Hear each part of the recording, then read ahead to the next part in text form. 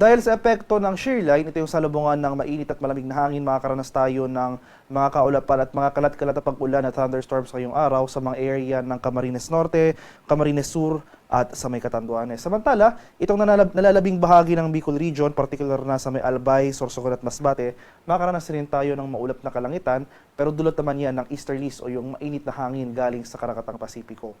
For the rest of Mimaropa, generally fair weather ang ating mararanasan.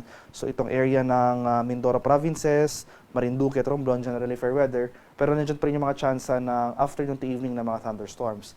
Meanwhile, for Metro Manila and the rest of Luzon, wala tayong inaasahang mga sustained at mga malalakas at tuloy-tuloy na pag-ulan. So kung may mga pag-ulan man tayong mararanasan, ito yung mga light rains o yung mga pag-ambon lamang. Dulot yan ng northeast monsoon o yung malamig na hangin-amihan. Sa areas naman ng Palawan, Visayas at sa Mindanao, dahil nga sa pag-iral ng easterlies, makakaranas tayo ng maulap na kalangitan at mataas sa tsansa ng mga kalat-kalat na pag-ulan at thunderstorms sa buong Visayas, pati na rin dito sa area ng Palawan. Kaya patuloy po tayong maging handa at alerto sa mga banta ng flooding at landslides over these areas kasi as early as ngayong madaling araw pa lamang may naitala na tayong mga thunderstorm activity dito sa portions ng Visayas area. So asahan natin as the day progresses, mamayang tanghali hanggang sa hapon, mas marami pang areas yung mga karanas sa mga kaulapan at mga pag-ulan. For Mindanao, generally fair weather rin ang ating mararanasan.